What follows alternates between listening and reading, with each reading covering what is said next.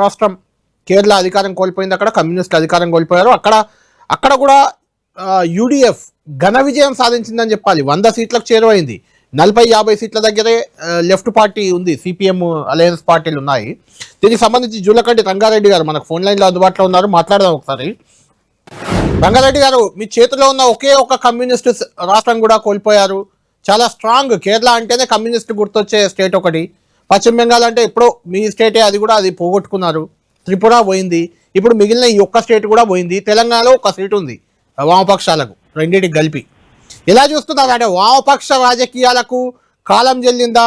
మీరు తోక పార్టీలను చాలా రోజుల నుంచి రాజకీయ నాయకులు విమర్శలు చేస్తుంటారు. ఆ తోక పార్టీగా కూడా మిమ్మల్ని తీసుకునే పరిస్థితి ఇక కనిపించకుండా పోతుందా? మళ్ళీ పుంజుకుంటారా? ఏమనిపిస్తుంది మీకు ఫలితాలు చూస్తే? ఇప్పుడు కేరళ రాష్ట్రంలో ఒక చరిత్ర ఉంది. అక్కడ ఎప్పుడైనా కూడా ఒకసారి ఎల్డిఎఫ్, ఒక టర్మ్ ఏమో యూడిఎఫ్ వచ్చేది. పోయినసారి మాత్రమే రెండోసారి మళ్ళీ ఎల్డిఎఫ్ రావటం జరిగింది. మూడోసారి కూడా రావటానికి కొరకు అక్కడ ఉన్న ప్రభుత్వం విజయన్ గారి నాయకత్వంలో వాళ్ళు మ్యాక్సిమం ప్రజలకు దగ్గరగా ఉండి సంక్షేమ కార్యక్రమాలు కానివ్వండి, తర్వాత రాష్ట్ర అభివృద్ధి కొరకు బాధ్యతగా నిజాయితీగానే పనిచేశారు. కానీ ఏంటంటే కేరళ రాష్ట్రంలో ఎప్పుడు ఎన్నికలు మనం పరిశీలించినా కూడా పోయినసారే అట్లా వచ్చింది, కానీ అట్లా ఉంది. అందుకని ఒక మార్పు అనేది కోరుకోవడం అనేది వాళ్ళకి ఎప్పుడు అలవాటు. అది ఆ పద్ధతుల్లోనే జరిగింది తప్ప ప్రభుత్వము దేశంలోనే అన్ని రాష్ట్రాల కంటే ఆ రాష్ట్ర ప్రభుత్వం అందరికి వైద్యం అందించడం, విద్య కానివ్వండి, పేదరికం లేకుండా అసమానతలు తొలగించే విషయంలో అందరికీ ఇండ్లు, ఇవన్నీ కూడా చాలా చేశారు. కాకుండా ఏంటంటే అక్కడ హిందువులు, క్రైస్తవులు, ముస్లింలు 3 భాగాలుగా ఉంటారు. కార్పొరేట్ రాజకీయాలు కొన్ని భ్రమలు కలిగించి, తర్వాత కొన్ని మతపరమైనటువంటి దేవుళ్ళ సెంటిమెంటు, మత సెంటిమెంటు ఇవన్నీ కూడా ఉపయోగించి తర్వాత ఏంటంటే రకరకాల ప్రయత్నాలు చేశారు. తర్వాత ఈసారి డబ్బు ప్రలోభాలకు కూడా కొంత ఓటర్స్ గురి చేశారు. రంగారెడ్డి గారు, అన్నిటికంటే ముఖ్యంగా లెఫ్ట్ రైట్ కలిసాయి అని ఒక చర్చ జరిగింది. పశ్చిమ బెంగాల్లో మీరు అక్కడ సపోర్ట్ చేసినట్టు బీజేపీకి, ఇక్కడ బీజేపీ మీకు సపోర్ట్ చేసినట్టు కేరళలో ఒక పెద్ద ఎత్తున చర్చ దేశవ్యాప్తంగా జరిగింది. అది ఏమైనా ఇంపాక్ట్ పడిందా దాన్ని? లే బీజేపీ ఏదన్నా సపోర్ట్ చేస్తుందంటే కమ్యూనిస్టులే ప్రధాన శత్రువులుగా చూస్తారు బీజేపీ వాళ్ళు. బీజేపీని కూడా మేము అట్లాగనే చూస్తాం. వాళ్ళ ఓటింగ్ ఏదన్నా అటు ఇటు ట్రాన్స్ఫర్ అయిందంటే కాంగ్రెస్ పోతే ఇతర బూర్జువా పార్టీలో పోతే తప్ప మాకు మాత్రం వేయరు. మా వాళ్ళు కూడా వాళ్ళకి వేయరు.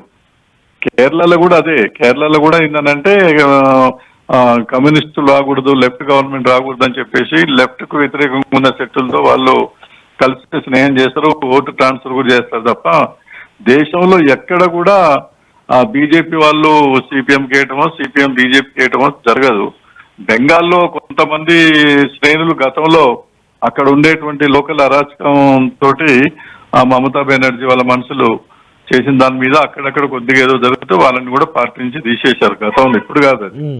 కాబట్టి బద్ధ శత్రువులు ఇప్పుడు ప్రధానంగా బీజేపీ, కమ్యూనిస్టులు అనేటువంటిదే ఉంది కదా. అంటే రంగారెడ్డి గారు, మీకు తెలియంది కాదు, మనం ఇంతకు ముందు కూడా ఒకసారి డిస్కస్ చేసాం. రేవంత్ రెడ్డి గారు కేరళ ప్రచారంలో చేసిన విమర్శ కానీ, చేసిన అలిగేషన్ కానీ ఇదే కదా మీ పైన. విజయన్ గారు బీజేపీ అక్కడ కలిశాయి, బీజేపీకి అనుకూలంగా, కమ్యూనిస్టులకు అనుకూలంగా బీజేపీ పనిచేస్తుంది అక్కడ అని కూడా ఆరోపించారు. బీజేపీ వాళ్ళు విజయన్ గారి మీద, తర్వాత మరి కొంతమంది మీద కేసులు పెట్టించారు. ఈడీ కేసులు అవన్నీ కూడా పెట్టించారు. సినిమాలు కూడా తీశారు, మీరు చూశారు కదా, కేరళ స్టోరీ అని చెప్పేసి. తర్వాత సైద్ధాంతికంగా బీజేపీ ఆర్ఎస్ఎస్ ని ఎదుర్కోవటంలో సిపిఎం పార్టీ వామపక్షాలే ఉంటాయి తప్ప వీళ్ళు కాదు. అది ఎప్పుడు కొన్ని రాజకీయ ఘర్షణలు కానీ హత్యలు కూడా జరిగినాయి కేరళ రాష్ట్రంలో. ఆర్ఎస్ఎస్ తర్వాత ఏంటంటే మా సిపిఎం పార్టీ కార్యకర్తల మధ్య కూడా బలమైనటువంటి ఘర్షణ కానీ అదంతా కూడా పోరాటము సైద్ధాంతికంగా కమ్యూనిస్టులు, బీజేపీ, ఆర్ఎస్ఎస్ కే, కాంగ్రెస్ కాదు.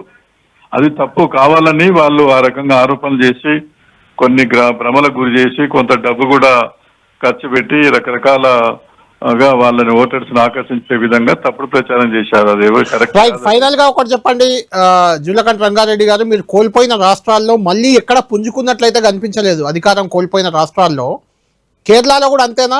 మిగిలిన కేరళ ఒకటే కదా మీకు?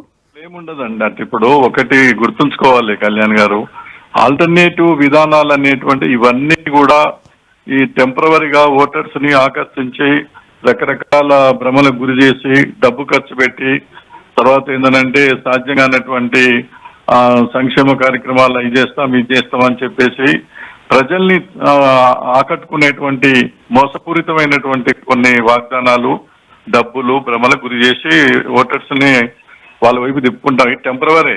Right, okay, right, thank you. అవసరం రైట్.